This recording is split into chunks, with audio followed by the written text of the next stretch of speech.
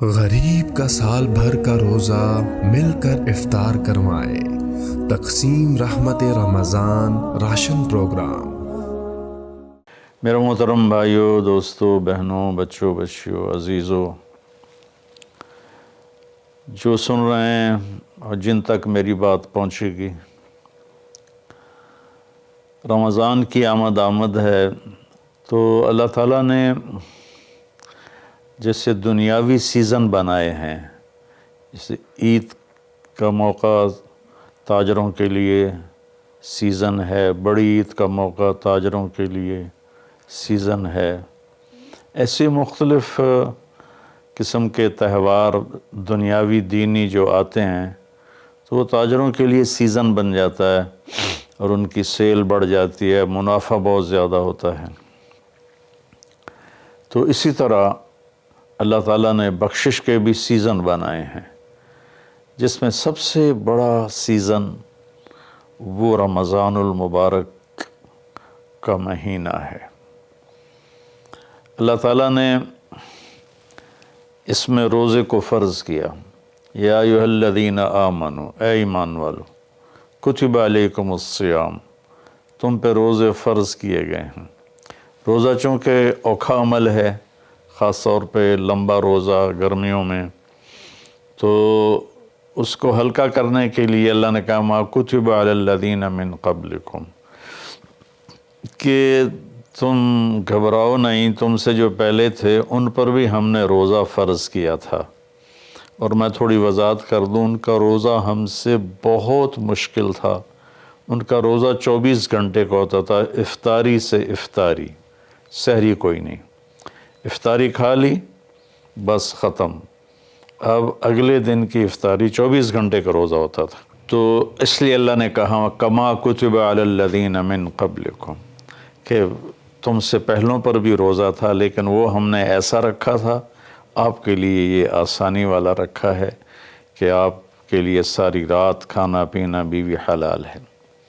پھر آگے ایک خوشخبری سنائی، لعلکم تتقون، کہ اللہ کی طرف سے جب لعل ہوتا ہے تو وہ یقین کے معنی میں ہوتا ہے، انسان کی طرف سے جب لعل ہوتا ہے تو شک کے معنی میں ہوتا ہے۔ تو اللہ تعالیٰ نے کہا کہ جب تم روزے رکھو گے نا، جیسے روزے رکھنے کا حق ہے تو تمہیں تقوی نصیب ہوگا، اور اگر تمہیں تقوی نصیب ہو گیا تو قرآن ہی سے ہم سنتے ہیں کہ تقوی پر اللہ کیا دیتا ہے، من یتق اللہ یجعل لہ مخرج ویرزقہ من حیث لا یحتسب، کہ جو تقوی اختیار کرتا ہے اللہ اس کے لیے ہر تنگی سے راستہ نکالتا ہے۔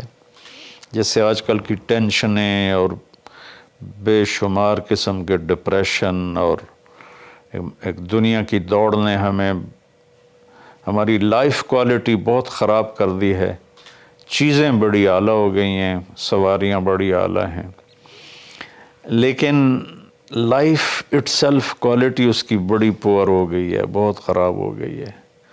تو اللہ تعالیٰ فرماتا ہے کہ من یتق اللہ یجعل لہ مخرج، تو جب کہیں اس پر تنگی آئے گی، ذہنی یا ظاہری یا باطنی، تو اللہ اس کو راستہ دکھائے گا، اللہ ہاتھ پکڑ کے اس کو اس مشکل سے نکال کے باہر کھڑا کر دے گا۔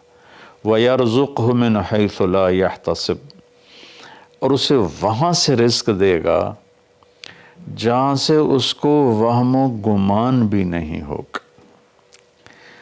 تو حضرت مقداد رضی اللہ تعالیٰ عنہ پیشاب کرنے بیٹھے، فاقے سے بے حال تھے، ایک چوہا اپنی بل سے نکل اور 1 دینار اس نے باہر رکھا، پھر 2، پھر 3، پھر 4، یہاں تک کہ 19 دینار اس نے اپنی بل سے نکال کر ان کے سامنے رکھ دیے۔ وہ بڑے حیران پریشان ہوئے، یہ کیا ہوا؟ انہوں نے وہ استنجے سے فارغ ہو کر وہ اٹھائے اور اللہ کے نبی کے پاس لے کر آئے، یا رسول اللہ، یہ میں پیشاب کرنے بیٹھا ہوں اور چوہے نے یہ 19 دینار میرے آگے رکھ دیے۔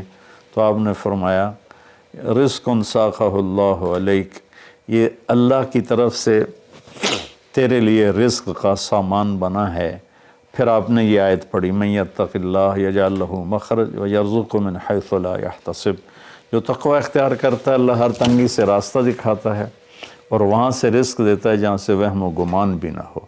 اور اللہ کے دینے کے تو بے شمار راستے ہیں، اللہ کے دینے کے لامحدود راستے ہیں۔ تو پیسہ نہیں ہوگا تو کام کیسے بنے گا، کاروبار نہیں چلے گا تو روٹی کہاں سے کھائیں گے، وہ اللہ نے اپنے ذمے لیا ہوا ہے۔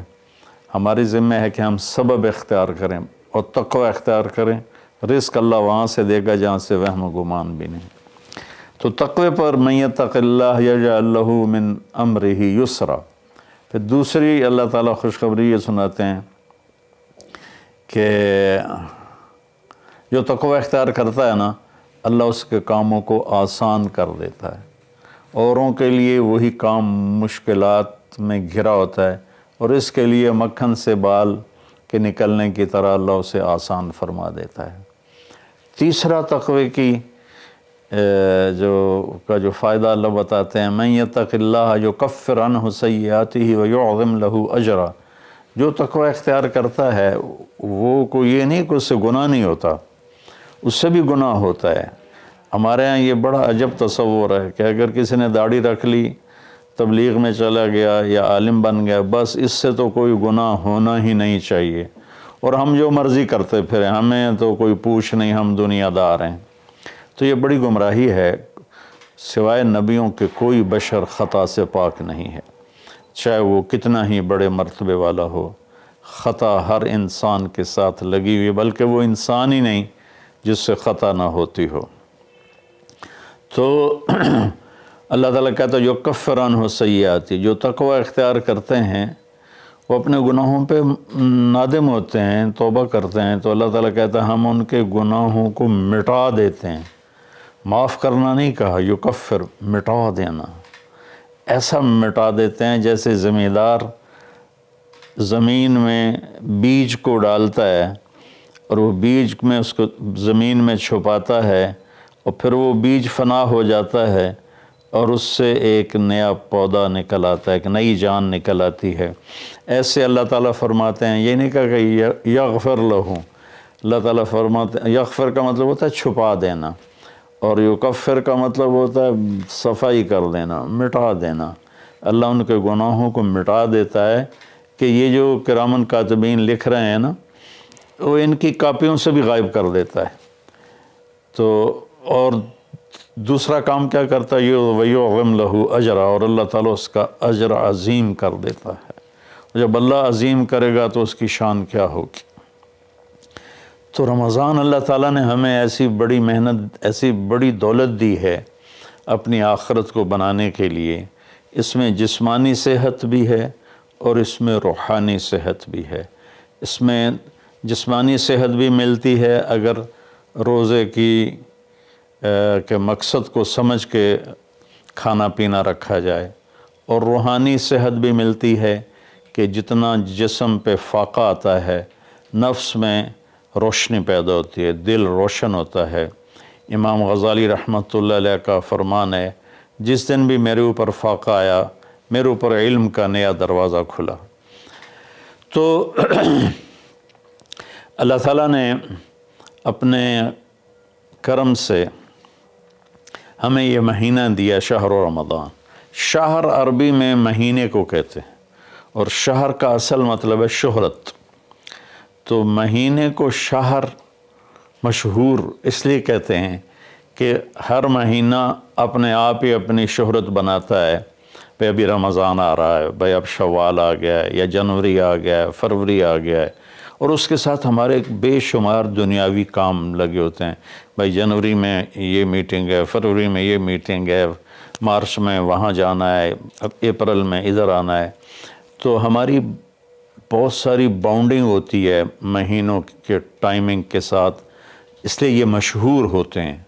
تو اس شہرت کی وجہ سے مہینے کو عربی میں شہر کہتے ہیں، مشہور شے۔ تو اللہ تعالیٰ کہتے ہیں شہر رمضان۔ پھر اس میں ایک عجب بات بتائیے، اس میں روزے کی فضیلت اس مہینے کی نہیں بتائی، اس میں قرآن کی فضیلت بتائیے۔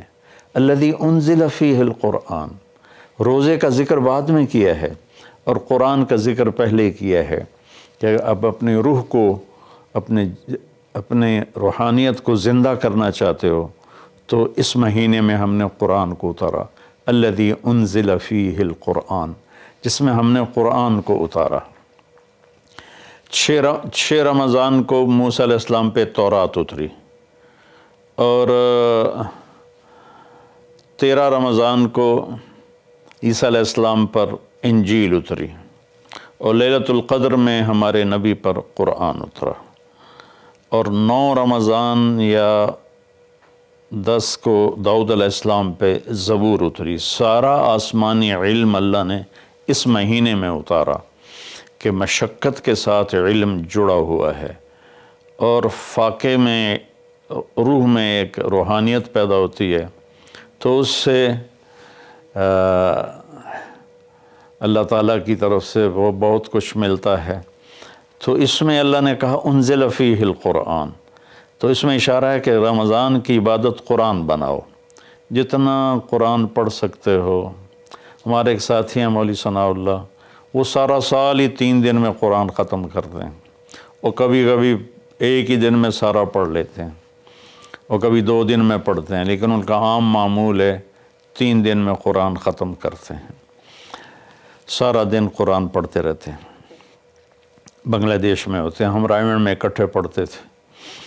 تو جتنا قرآن کے ساتھ ہمارا تعلق بڑھے گا، ہم قرآن کو پڑھیں گے، سمجھیں گے۔ ہم نے صرف قرآن کو ختم کے لیے رکھا ہے، جی مولوی صاحب آ جاؤ ختم پڑھ دیو، انہوں نے چند آیات رٹائی ہوئی ہیں، وہ آیات پڑھ دیتے ہیں، ختم ہے۔ کوئی کہیں اور سے پڑھیں تو کہ تسی تو جی ختم ہی نہیں پڑھیا، او بھائی قرآن پڑھ کے سنا دیتا ہور کی کرا، نہیں تسی ختم نہیں پڑھیا، کیونکہ وہ آیات نہیں پڑھی جو ہمارے ان ان پڑھ مولویوں نے، مولوی تو ہوتے نہیں، وہ بس حافظ ہوتے ہیں اور وہ دیہاتوں میں امام بن جاتے ہیں، تو انہوں نے وہ جو ایک رسم بنا دی ہے، تو قرآن رہ گیا ختم دلانے کے لیے، قرآن رہ گیا فال نکالنے کے لیے، اور قرآن رہ گیا ہے مردوں پر پڑھنے کے لیے۔ بچے جو لوگ مالدار ہیں وہ اور تھوڑے دین کا بھی شوق ہے، وہ مدرسے کے بچوں کو ہائر کرتے ہیں اور باپ کی قبر پہ بٹھا دیتے ہیں، وہ قرآن پڑھتے رہتے ہیں، پتہ نہیں وہ پڑھتے بھی ہیں کہ نہیں پڑھتے۔ تو قرآن پڑھیں، قرآن کو سمجھیں، روزانہ 1 صفحہ ترجمے کا پڑھ لیں، اور پورے قرآن کو اس طرح پڑھیں، آپ پر حقیقت کھل جائے گی کہ اللہ کیا کہہ رہا ہے، اور ممبر سے ہمارے خطیب حضرات کیا کہہ رہے ہیں، اللہ کس چیز کی دعوت دے رہا ہے، ہمارے خطیب کس چیز کی دعوت دے رہے ہیں، آپ پہ قرآن کھل جائے گی۔ آپ حدیث پاک کو پڑھیں، نبی پاک کی سیرت کو پڑھیں، خاص طور پہ حدیث سے براہ راست استفادہ بھی بڑے اعلیٰ چیز ہے، لیکن جتنا سیرت سے میں اپنے ذاتی طور پر کہتا ہوں، جتنا میں نے سیرت سے سیکھا وہ کسی اور چیز سے نہیں سیکھا قرآن کے بعد۔ تو نبی پاک کی سیرت کو پڑھیں، قرآن کو پڑھیں، اپنے دنیاوی کام مختصر کر دیں، اپنے ملازموں کی ڈیوٹیاں بھی مختصر کر دیں، آپ کو اس کا اجر ملے گا، ان کے روزے رکھنے کا اجر ملے گا، اور ان کی تنخواہ بڑھا دیں، ان کی ڈبل تنخواہ کر دیں اس مہینے میں، تاکہ وہ کھلے ہو کر روزے رکھ سکیں، بچوں کو روزے رکھوا سکیں۔ ہم تو ایک افطاری پہ ہزاروں روپے اڑا دیں، اور ان کی پورے مہینے کی تنخواہ چند ہزار ہو تو وہ کھل کے روزہ تو نہیں رکھ سکے گا۔ تو انزل فیہ القرآن، پھر آگے اللہ نے کہا ھدی للناس، سبحان اللہ، یہ پوری دنیا کے انسانوں کے لیے ہدایت ہے۔ زمین پہ جو راستے ہیں نا، ان کے نشان ہوتے ہیں، ہم ان کو فالو کرتے ہوئے، جیسے آج میں اپنے گاؤں سے چلا تو سڑک کو فالو کرتے ہوئے میں فیصل آباد پہنچ گیا، اب اسی کو فالو کرتے ہوئے پھر گاؤں پہنچ جاؤں گا۔ ساری دنیا میں سفر کے جو ہمارے دنیا کے سفر ہیں اس کی نشانیاں مقرر ہیں، ہمیں ڈھونڈنا نہیں پڑتا اور چلتے رہتے۔ لیکن جو ہماری آخرت کا سفر ہے اس کی نشانیاں ڈھونڈنی پڑتی ہیں، وہ امتحان ہے، اس کو اللہ تعالیٰ نے اپنے پاس ہی رکھا ہے اور قرآن میں چھپا دیا ہے کہ اب قرآن پڑھو۔ ہدن قرآن عربوں پہ اترا تھا، تو ہدا کسے کہتے ہیں؟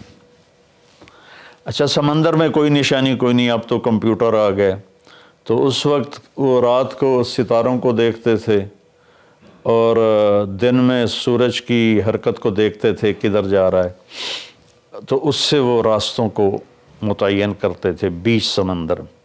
جب وہ قریب کسی منزل کے قریب پہنچتے تھے تو وہاں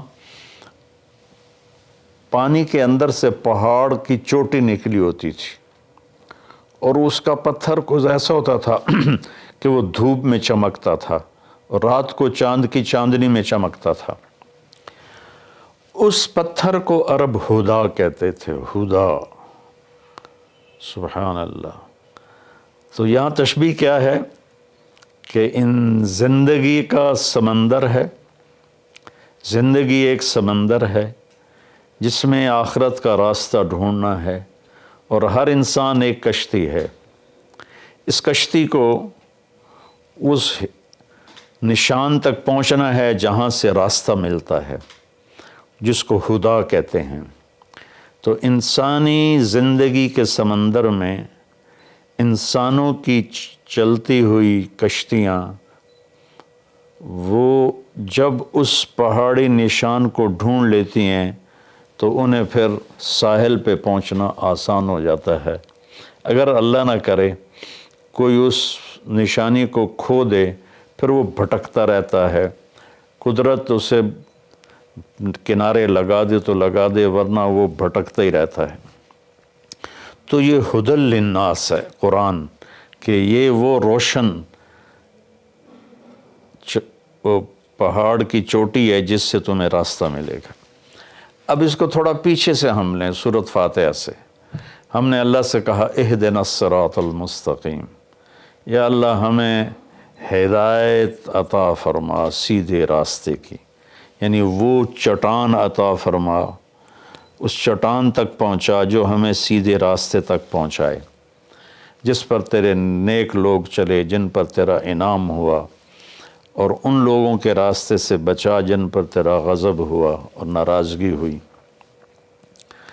تو جب ہم نے یہ دعا مانگی اللہ سے تو اللہ نے ہماری دعا کو قبول کیا اور قرآن اتار کر کہا الف لام میم ذالک الکتاب لا ریب فیہ ھدی للمتقین، یہ کتاب ہے جو ہر قسم کے شک و شبہ سے بالا تر ہے، اور یہ متقین کے لیے ہدایت ہے۔ یہاں کا ھدی للناس ساری دنیا کے انسانوں کے لیے ہدایت ہے، یعنی اگر ڈھونڈنا چاہو اس چٹان کو جو تمہیں منزل تک پہنچائے، اس خوبصورت چیز کو جو تمہیں اللہ تک پہنچائے، تو وہ قرآن ہے، ذالک الکتاب لا ریب فیہ۔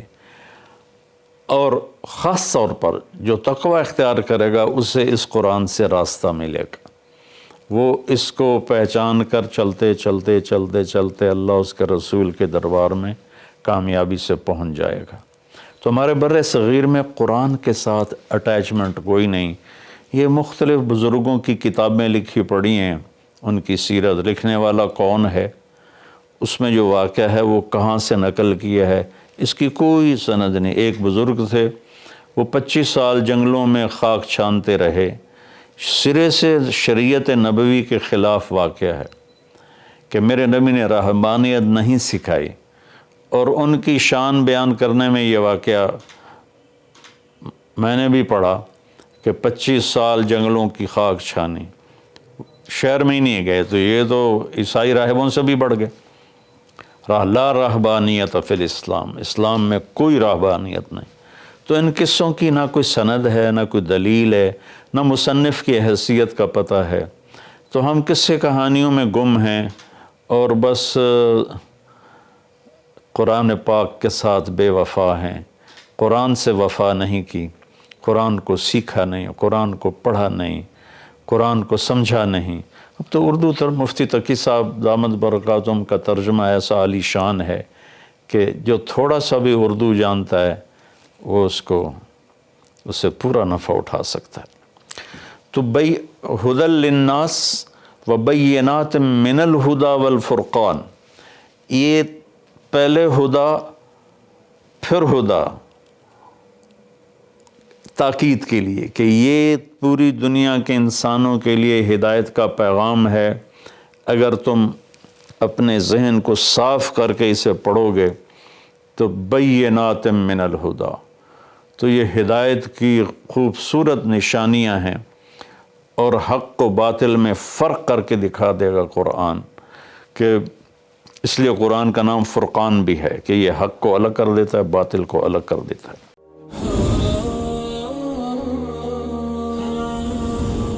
ہم یقینی بنا رہے ہیں صحت مند پاکستان اور بدل رہے ہیں زندگیاں۔ بہترین صحت کی سہولیات کی فراہمی سے آپ بھی بیماروں کے لیے مسیحا بن سکتے ہیں۔ اپنے صدقات اور عطیات MTJ فاؤنڈیشن تک پہنچائیں۔